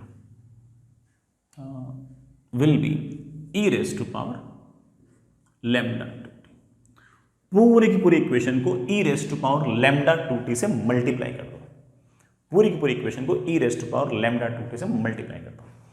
चलो मुझे जगह चाहिए होगी इसलिए मैं एक बार एक एक करके आंसर लिख देता हूं। वहां पे ए के पार्टिकल्स की संख्या N not E raise to power minus lambda 1t आती है, ठीक है। पूरी इक्वेशन को e raise to power lambda 2 से मल्टीप्लाई कर दो, करता हूं बेटा, e raise to power lambda 2t into D N B by D T plus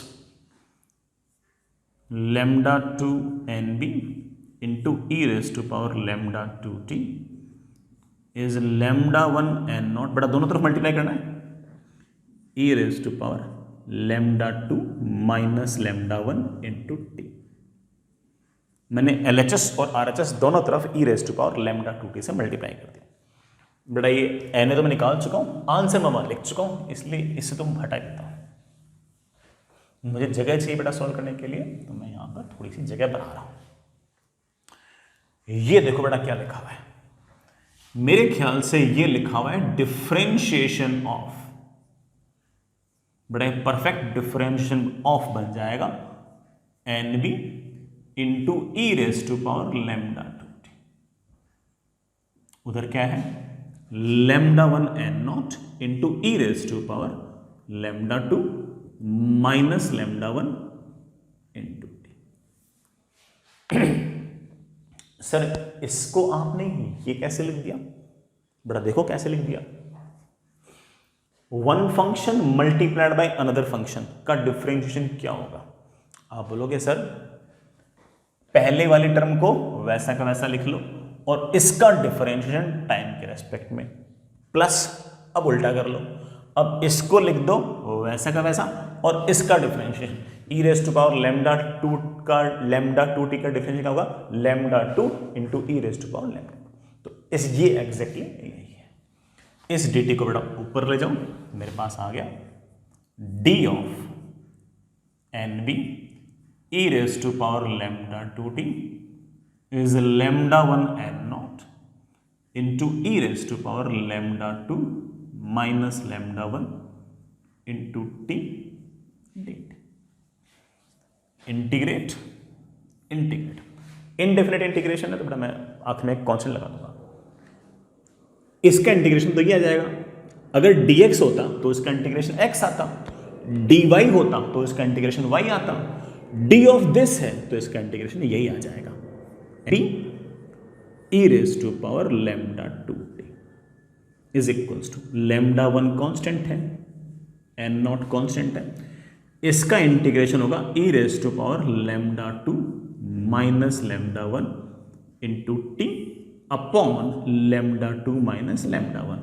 हमने कोई लिमिट्स नहीं लगाई इसलिए मुझे कांस्टेंट ऑफ इंटीग्रेशन लगाना पड़ेगा, वो मैंने c लगा दिया। कांस्टेंट ऑफ इंटीग्रेशन लगा दिया बेटा, वो मैंने c लिख दिया। सर c की वैल्यू कैसे निकालोगे बेटा, c की वैल्यू इस फैक्ट से निकाल लूंगा कि time t is equals to 0 पर b के पार्टिकल्स की संख्या 0 थी। तो चलिए time t is equals to 0 पर b के पार्टिकल्स की संख्या 0 रखा तो 0 is lambda 1 N not upon lambda 2 minus lambda 1। Time रखना था 0, E raise to power 0 is 1 plus c की वैल्यू आ गई है minus lambda 1 N not upon lambda 2 minus lambda. इसे रखो बच्चों और b की वैल्यू बड़े आराम से आ जाएगी फिर तो। हाँ बच्चे बोलिए, b के पार्टिकल्स की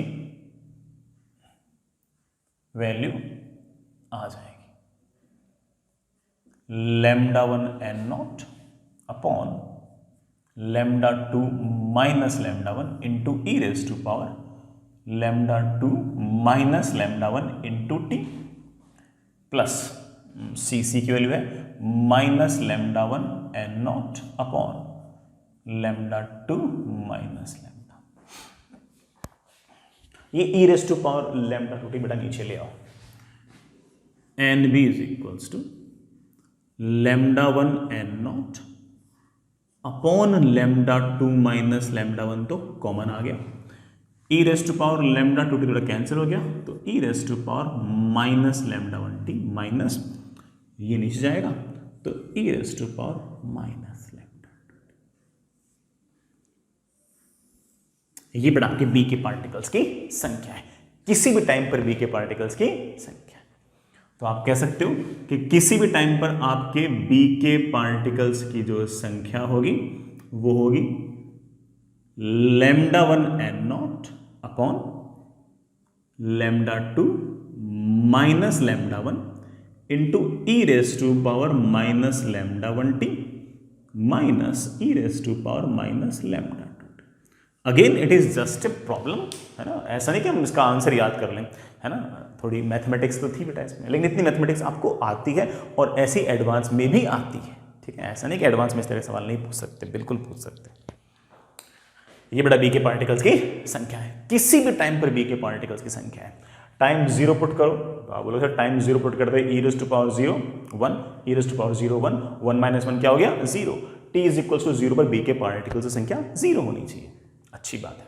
sir time tending toward infinity पे क्या होगा, e raise to power minus infinity 0, e raise to power minus infinity 0, 0 minus 0 0। तो टाइम टेंडिंग टुवर्ड इन्फिनिटी पर भी b के पार्टिकल्स की संख्या 0। सर ऐसा क्यों, क्योंकि सारा का सारा b तो बेटा टाइम टेंडिंग टुवर्ड इन्फिनिटी पर किस पे कन्वर्ट हो जाएगा, c में कन्वर्ट हो जाएगा, तो 0 होने भी चाहिए ना।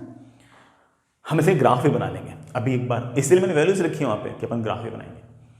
सर c के पार्टिकल्स को कैसे निकालो, देखो बेटा अगर मैथमेटिक्स लगाना चाहते हो तो ऐसे लिख लो कि rate of change of number of particles of C के पार्टिकल्स के चेंज होने की दर, सी के पार्टिकल्स के चेंज होने की रेट, सी टूट तो रहा ही नहीं है, सिर्फ बन रहा है, और बन भी किसके हिसाब से रहा है, आप बोलोगे सर सी के बनने की रेट वही है जो बी के टूटने की रेट है, तो आप कह सकते हो कि sir that is minus, sorry बेटा plus lambda 2 times N B. B के टूटने की रेट बेटा क्या होगी, lambda 2 times N B. Sir ये एन बी कहां से बेटा, उठाओ यहां से रख दो, यहां से उठा के रख दो, डी टी को बेटा ऊपर ले जाना, दोनों साइड्स को इंटीग्रेट कर देना, आपका आंसर आ जाएगा, प्यारा सा आंसर आएगा। लिख देना बेटा, कौन सा बहुत बड़ा काम है, आसान सा इंटीग्रेशन है, खुद ही कर लेना। तो सर आप आंसर नहीं लिखोगे क्या, मैं लिखूंगा, मैं आंसर लिखूंगा लेकिन ऐसे लिखूंगा, ऐसे आप कर लेना, कैसे, एन बी की वैल्यू यहां पुट करो, डी टी को ऊपर ले जाओ, दोनों साइड्स को इंटीग्रेट कर दो। नंबर ऑफ पार्टिकल्स ऑफ सी कहां से कहां तक वेरी करेंगे, 0 से एन सी। टाइम कहां से कहां तक वेरी करेगा, 0 से टी, कर देना इंटीग्रेट। फिर सर आंसर को मैच करा लेना, मैं लॉजिक से निकाल रहा हूं। सर लॉजिक से आंसर आ जाएगा, बिल्कुल आ जाएगा। किसी भी टाइम पर सी के पार्टिकल्स की संख्या जो होगी वो होगी N nought minus N A minus N B. सोच लो बेटा, ए के पार्टिकल्स शुरुआत में कितने थे, एन नॉट, इसके भी 0 थे, इसके भी 0 थे, ठीक है। टी टाइम बाद इसके पार्टिकल्स हो गए एन ए, इसके पार्टिकल्स हो गए एन बी। तो ये जो एन नॉट थे, ये जो N nought number of particles हैं, यही तो कन्वर्ट हो गए N A N B N C के अंदर। तो आप कह सकते हो कि N A plus N B plus N C should be equal to N nought. तो एन नॉट में से इन दोनों को माइनस करूंगा तो एन सी अपने आप आ जाएगा।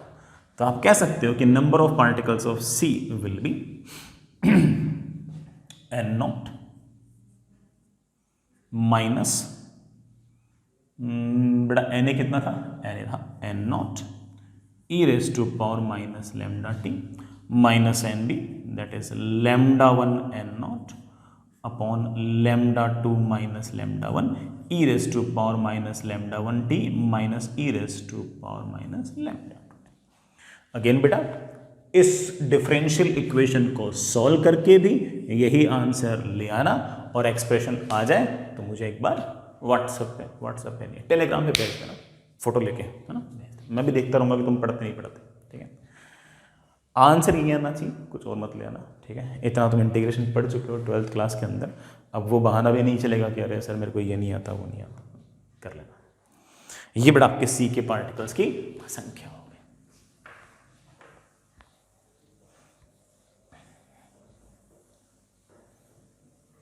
टाइम टेंडिंग टुवर्ड इन्फिनिट रख दो बेटा, तो टाइम टेंडिंग टुवर्ड इन्फिनिट रखोगे तो ये 0 ये 0 ये 0। टाइम टेंडिंग टुवर्ड इन्फिनिटी पर नंबर ऑफ पार्टिकल्स ऑफ सी क्या हो जाएगा, एन नॉट होना ही चाहिए। टाइम टेंडिंग टुवर्ड इन्फिनिटी पर ए बी में और बी सी में कन्वर्ट हो चुका होगा, सब सिर्फ और सिर्फ एन नॉट बचेगा, एन नॉट जो होगा सिर्फ और सिर्फ सी के पास बचेगा, ए और बी बेटा आपके 0 हो जाएंगे। चलिए बच्चों, हमने इसमें काफी सारा काम निपटा लिया, अच्छे हमने इसमें काफी सारा काम निपटा लिया। अब इसमें एक ग्राफ और बना लेते हैं, हल्के फुल्के ग्राफ और बना लेते हैं। जैसे अगर मैं ए के पार्टिकल्स की बात करूं तो आप कहोगे सर ए के पार्टिकल्स के बारे में तो सोचना सबसे आसान है। शुरुआत में ए के पार्टिकल्स की संख्या एन नॉट है और उसके बाद वो लगातार ऐसे एक्सपोनेंशियली डिक्रीज हो रहे हैं। बी के बारे में सोचना थोड़ा सा मुश्किल है। बी के पार्टिकल्स का हमने एक्सप्रेशन लिखा हुआ ही है, आप देख पा रहे हो। जब टाइम 0 था तब भी बेटा बी के पार्टिकल्स की संख्या 0 थी। बहुत ज्यादा टाइम गुजर जाने के बाद टाइम टेंडिंग टुवर्ड इन्फिनिटी पर भी बी के पार्टिकल्स की संख्या 0 है। तो मुझे ऐसा लगता है कि बीच में बी के पार्टिकल्स पहले बढ़े हैं और फिर घटे हैं, तभी तो शुरुआत में 0 आखिर में 0 रहे होंगे। तो बीच में कभी ना कभी बी के पार्टिकल्स की वैल्यू का मैक्सिमा आया होगा। जब कभी बी के पार्टिकल्स की वैल्यू का मैक्सिमा आया होगा तो गणित ये कहती है कि इसको अगर टाइम के रेस्पेक्ट में डिफरेंशिएट करोगे और इक्वल टू 0 करोगे तो वो टाइम आ जाएगा जिस टाइम पर ये कांड हुआ होगा। तो चलिए बेटा इसको टाइम के रेस्पेक्ट में डिफरेंशिएट करना। λ1 बाहर, n0 बाहर, λ2 बाहर, λ1 बाहर, इसका डिफरेंशिएशन आ गया -λ1 e raise to power -λ1t plus λ2 e raise to power -λ2। What do you want? You want it to be 0, और इसे 0 होने के लिए λ1 e raise to power -λ1t is equals to λ2 times e raise to power λ2। मेरे पास आ गया e raise to power λ2 minus λ1 into t is equals to λ2 upon λ1। Time की वैल्यू आ गई है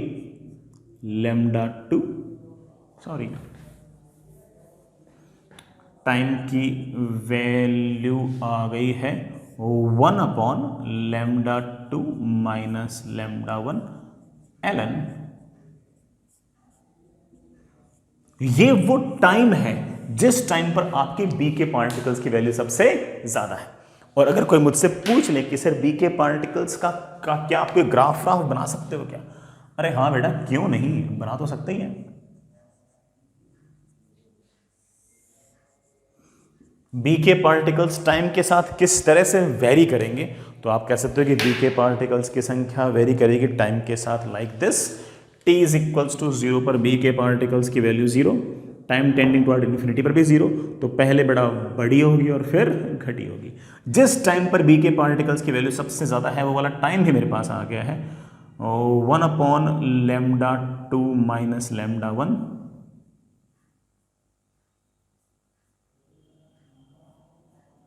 ये बेटा टाइम। इस टाइम पर बी के पार्टिकल्स की वैल्यू मैक्सिमम कितनी होगी अगर ये निकालनी हो तो बेटा इस टी को उठाओ और इस एक्सप्रेशन में रख दो। ऐसे याद नहीं करना बेटा, बोल रहा हूं कि निकालना चाहो तो निकाल सकते हो। ठीक है बच्चों, इसी तरह से अगर कोई मुझे कह दे कि सर सी के पार्टिकल्स की संख्या के बारे में कुछ कह सकते हो क्या? हाँ बेटा बिल्कुल कह सकता हूं। सी के पार्टिकल्स की संख्या के बारे में मैं ये कह सकता हूं कि सी के पार्टिकल्स शुरुआत में 0 है और टाइम टेंडिंग टुवर्ड इन्फिनिटी पर n0 है। उनका ग्राफ रफली पहले बेटा स्लोप जो होगा वो बढ़ेगा बढ़ेगा बढ़ेगा बेटा, फिर स्लोप घटेगा घटेगा घटेगा। उनका जो ग्राफ होगा रफली आप ऐसा कह सकते हो। सर रफली ऐसा कैसे कह सकते हैं? 2-3 बातें फिक्स हैं। शुरुआत में नंबर ऑफ पार्टिकल्स 0, बाद में नंबर ऑफ पार्टिकल्स n0, ये तो तय था। मैं ये कह रहा था कि dnc/dt इज λ2 टाइम्स nb। यही कहा था ना बेटा, याद करो। ये dnc/dt क्या बताता है? आप बताओगे ऑफ कोर्स कि सर dnc/dt जो है वो इस ग्राफ का स्लोप बताएगी, और ये जो स्लोप है ये nb के डायरेक्टली प्रोपोर्शनल है। तो जैसे जैसे b के पार्टिकल्स की संख्या बढ़ेगी वैसे वैसे वैसे लगातार स्लोप बढ़ेगा। फिर उसके बाद जैसे जैसे b के पार्टिकल्स की संख्या घटेगी वैसे वैसे स्लोप लगातार घटेगा। टाइम टेंडिंग टुवर्ड इन्फिनिटी पर जब nb की वैल्यू 0 हो जाएगी तो स्लोप भी 0। तो स्लोप शुरुआत में भी 0, स्लोप फाइनली भी 0, और पहले स्लोप बढ़ेगा फिर स्लोप घटेगा। ये रफ सा स्केच हो गया किसका? नंबर ऑफ पार्टिकल्स ऑफ सी का। ये हमारा ग्राफ है। ए के पार्टिकल्स, बी के पार्टिकल्स, सी के पार्टिकल्स संख्या में इस तरह से वेरी करेंगे। I hope you get the point. बेटा वाली बात आपको समझ में आई गई होगी। एक बात और बच्चे एक बात और, जब आपके किसी इंस्टेंट पर मान लीजिए कभी कि जिस टाइम पर कभी जिस रेट से बी बन रहा हो उसी रेट से बी टूट रहा हो। मतलब बी किस रेट से बन रहा था? बी रेट से बन रहा था λ1 इंटू Na। किस रेट से टूट रहा था? -λ2 अपॉन n। जिस रेट से बन रहा था उसी रेट से टूट रहा हूं। मान लो बड़ा दोनों वैल्यू बराबर हो गई तो of course it will B 0। तो इसे हम बोलते हैं रेडियो एक्टिव इक्विलिब्रियम। अगर मान लो कभी यह बोल दिया जाए कि बी के पार्टिकल्स की संख्या कांस्टेंट हो गई है, मान लो कभी बोल दिया जाए, तो समझ जाना कि बी जिस रेट से बनेगा उसी रेट से टूटेगा। तो उस केस में आप कह सकते हो कि दिस इक्वल टू दिस। कभी अगर रेडियो एक्टिव इक्विलिब्रियम शब्द यूज कर लिया जाए तो ऐसा आप कह सकते हो। ठीक है, आई होप इट्स ओके।